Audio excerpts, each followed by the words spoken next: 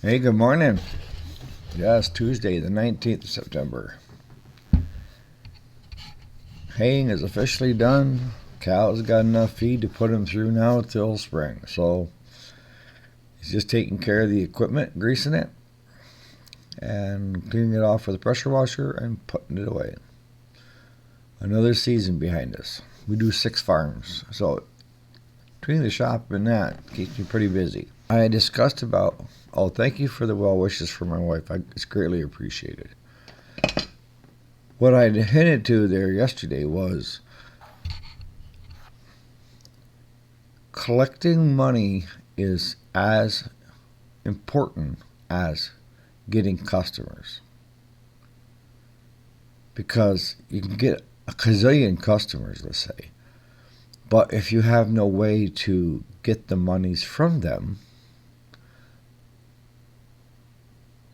no good, right? Now I can tell you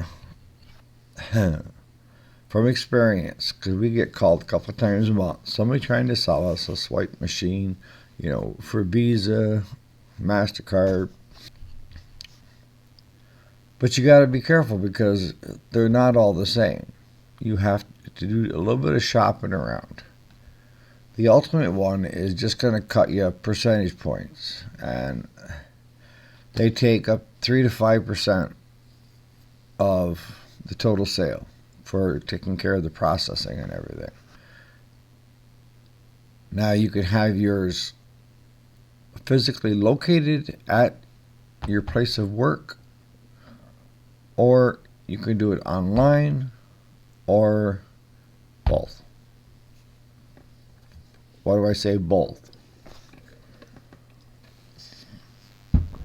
Because the way we have it set up is we had a company come in when we first started, and they brought this bulky swipe machine, and they charged us a monthly rental on it, and then they charged us so much a percentage, 3 to 5 for every swipe. And then there were some other fees that were thrown into there. I started seeing coming up in my checking account were being debited. I got rid of those guys. After 3 or 4 years of it, I said, you know what? Not anymore. One of the first ones that I started out with was PayPal. And that was when PayPal was owned and working hand in hand with eBay. They decided to step out, and they did a great job of becoming a money processing unit. And with certain credit card machines, you may only get Visa, MasterCard, or some companies have Visa, MasterCard, Discover. But the premium one is the American Express, and I never paid for the premium because they were a higher interest rate on top of the fees. And I'm like, no. But I think with PayPal, that will do American Express if one of my customers wants to use it. Most of my customers already know that if they use my email address and go to PayPal, they can make a direct payment right to me from their PayPal account to our PayPal account. I've got 2 accounts, and they're both business accounts, that it can go to either one, wherever we choose to put it. And I had them separated because one was the farm side and one was the lawn and garden sides, the lawnmowers and so forth. And then the other was farm tractors and farm tractor parts that people would buy. But you have to be careful. Now, we always tell our customers as a joke, they ask, what are your forms of payment? And I'm like, we'll take food stamps and canned goods. What are you talking about? Kind of breaks the ice with them. So it's Checks are fine. You just got to be careful with them. We've had a few bounce, and thank God. I mean, it's embarrassing. People. I mean, it's if you're doing the amount of writing checks and had a checking account for a gazillion years, every so often you're going to miss something and have one bounce. And we get a couple a year. And the hard thing is telling our customer not only do they have to pay us what they owed, but now there's a bank charge. I don't throw any extra charge on it. You know, a lot of places do for dealing with it. I charge what the bank charges me, period. And it's worked out well. Now, depending on your location, the other thing I wouldn't pass by either is having someone pay so much a month. We've had a lot of those folks that every month would send a check or would call in with a credit card number. Because if you watch prior videos, you'll see where we don't keep credit card numbers on file. I will not keep customers' credit card number.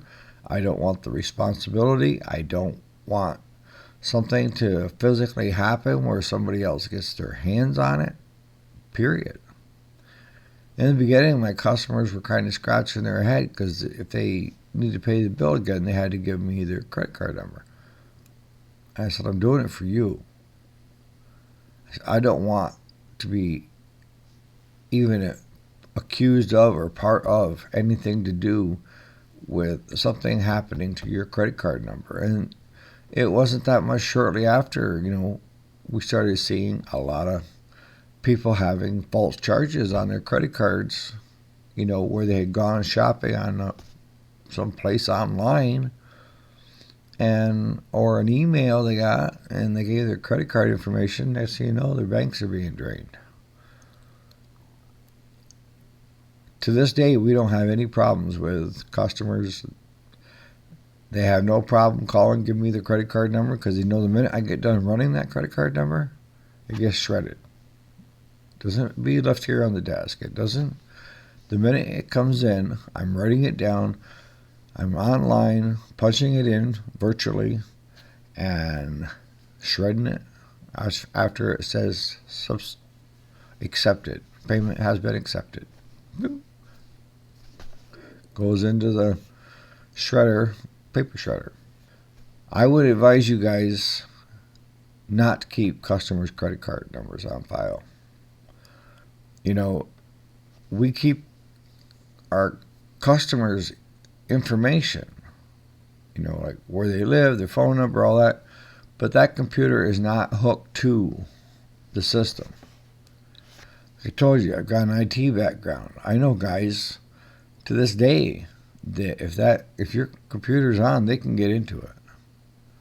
And they'd love the challenge. And they do it for bigger businesses that pay them to find chinks in the armor so that these overseas guys aren't getting in and stealing stuff. There's no perfect security system other than unplugging your computer to the internet or turning it completely off or both. Now, of course, cash is king, right? But more and more people are carrying the card and they just want to swipe it or they want to just where it's got the reader in it and it's just convenient. And I've watched people pay for like 60-cent items with it. I'm like, come on. Now, another thought that you guys might be able to utilize is if you took we're kind of going off on a tangent, but you'll see the workaround where it comes back. If you guys wanted to set up something with customers where you handle their lawn and garden, and you handle their snow blowers. Now, you could set up like a subscription service where it's so much a month, and that will cover their spring service and their fall service for the snowblowers, or for the snowblower, lawnmower, weed eater, what have you. And depending on how you want to set it up, and it's based on per customer. It's not a generic subscription. You could do a generic subscription, but it'd be that plus parts.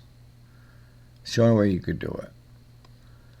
But if you could figure out, see, I can do that with my regular customers because I know just about right to the dime of what they're spending a year. And you could just take and say, okay, the subscription service is going to cost you $240 for the year. And it's broke down into 12 monthly payments. They can pay it all at once, or they can pay it over time. And it's all done virtually online. A lot of people have gone to that because to come up with that chunk of money all at once can create a hardship on people.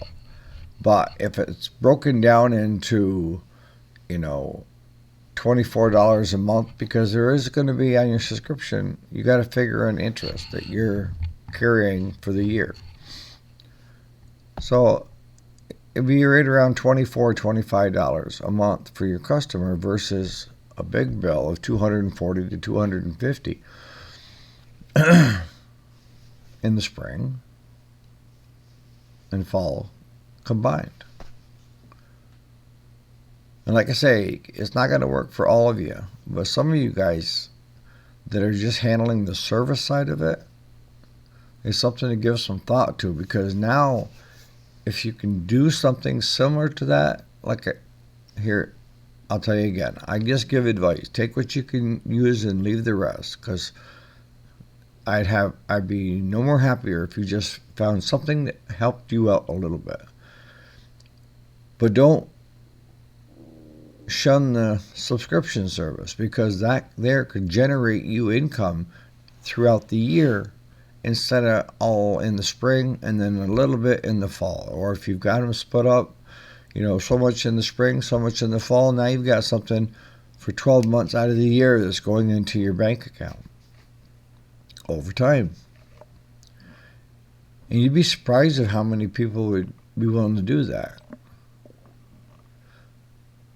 I mean, you could also, if you wanted to help your customers out, is have a contract, and for the bill that they got on their lawnmower, and have them pay over time, over a 12-month period, to have their lawnmower repaired, and set it up as a subscription service with them where they can go pay it, and you'll get the alert when they pay and if they haven't paid. But most often, they go and they've put all their information in there, and then, because PayPal's got it, and it will just keep every month until, the following year, and then maybe you have to agree to new terms or this or that. But I wouldn't rule that out, because that's a viable option for a lot of you to create income throughout the year. Now, I know I've got some landscaping companies that watch our videos as well. This is a win-win for you guys, especially if you are willing to do more than, let's just say, mow yards. We have businesses up here. One is just simply, trash, grass, and snow. And what they're doing is they're covering garbage pickup, they're covering the lawn business, doing the lawn mowing and stuff, and then they're also covering the snow plowing, snow blowing, and all that stuff. And they wrap it into a service, and it's a subscription service, so much a month, and you're not paying all at once for any part of it. It's you can figure out it's going to cost you, $60 a month to have my trash taken, my grass mowed, and if it's winter time, my lawn or my driveway plowed or snow blowed or shoveled or what have you. But we have a number of outfits that are up here to do that. You guys could just do grass and snow, because most landscapers that I know that are doing it for a living also have a winter service as well, so that they've got income coming in then. And then I know some of the bigger companies that they'll just lay their employees off for the winter. And I'm like, you're missing out on another good chunk of money that you could have got. So for you guys, this is a win-win for you, because you're showing income coming in. And it's easy to set up for the subscription. People can sign up for the subscription online. And then spell it out in the terms. It covers, if you're going to do garbage, so many bags of garbage a week. If it's going to be lawn, it's got to be a certain size lawn. And there's one lawn that you can do with a push mower in 5 minutes is going to be definitely different than a yard that takes a rider 2.5 hours. So not all subscriptions are the same, but they will have somebody come out, and they do it so often. They know how long it's going to take them to mow the yard, do the weed eating and trimming, and clean up and be out. That's how good they are. They know what it's going to cost them and how long it's going to take them. So if you're doing grass and snow, you physically have to go out or send somebody out that can do a quote of what it's going to cost them for the season of mowing and trimming. And if they want the tree pruning, the hedges trimmed, those are all tacked on in that quote. And then if they want also to be covered for the fall, winter, for the snow plowing and stuff, you can look at their driveway, you can look at their sidewalks, and most of the guys that I know, they have sanders on their trucks, so they sand the driveway, and they'll take and salt the steps, concrete steps and stuff where people walk, so that they're not slipping on ice. If they have to go with that, you do the quote on that, and then you go back to the office, you put the two quotes together and divide it by 12, and like I said, you need to make a little interest on it. And then go back to the customer and say, this is where we're at. Is this doable for you so much a month? And if it is, get the contract signed and get the subscription started. Easy peasy. As easy as that. And then that brings us to, repair shops like ours, and like a lot of you guys out there that are wanting to get in or are already in. If you're doing the service side of it, you could run specials to get more customers in. But the way most of us do it is we break it down. Like a weed eater service is this much. A lawnmower is this much, push mower. A rider is this much. But it's that much plus parts. Not every rider is the same. And some riders take special filters that will end up costing you an arm and a leg, where others won't. So when you're doing a special, or on what each one is we always say it's going to be this much plus parts, and that'll get people in the door. But you have to know pretty much and average it how much time you're going to spend on each unit, because that's going to be part of the special. The parts, okay, your customer knows that if the parts are more expensive, then they're more expensive. For some of you guys that are showing that your customers are showing up with the parts, you could just simply have, so much for doing a weed eater, so much for doing a push mower, so much for doing a rider, and so forth. And it's not plus parts because they're supplying the parts. But as we've discussed before, if they're supplying the parts, I find it hard to warranty it. Because, unless you have a customer like I have that goes and buys all genuine John Deere stuff because he wants to keep John Deere stuff on his John Deere mower, I'll warranty that because John Deere will warranty that. But if it's somebody buying the China stuff on eBay or Amazon and bringing it to you, we've bought enough of that stuff so far to find out that some of it's garbage. And they're selling stuff saying it will fit, but it won't fit. And that this carburetor looks like the one you took off, but it's not the one that you took off. And you'll never get that unit to run right. That's the issue I have with customers bringing their stuff to you, getting it wherever, and then wanting you to warranty the work that you're doing on your machines.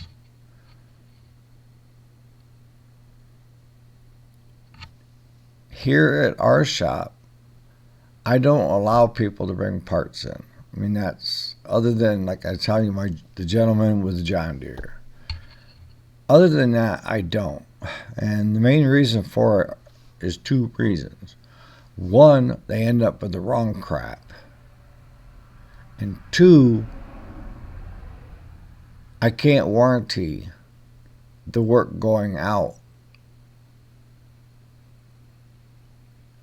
because I know that a lot of that stuff that's coming through is junk. It's junk. Now, a lot of your dealers can warranty the parts if they're buying the parts. If we're buying the parts.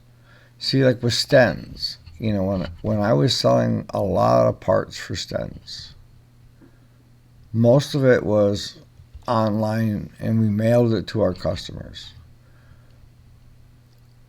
The actual warranty on those parts is if we physically installed the parts. Now, if it went to a customer and the customer said it didn't work and wanted to send it back, I didn't feel I had the grounds to ask Stens to replace it because we physically didn't install it. So I don't know if it was how they installed it. Was it 100% defect free when they got it? I don't know, because a lot of the times it would either go directly to my customer or it would be here in a box and we just check to make sure that it is a carburetor, if that's what was ordered, in the box and ship it. But for your aftermarket companies, I'm not so sure on rotary because I really haven't dived into that.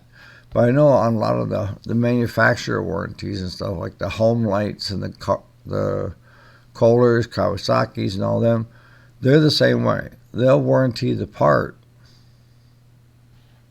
as long as it's professionally installed.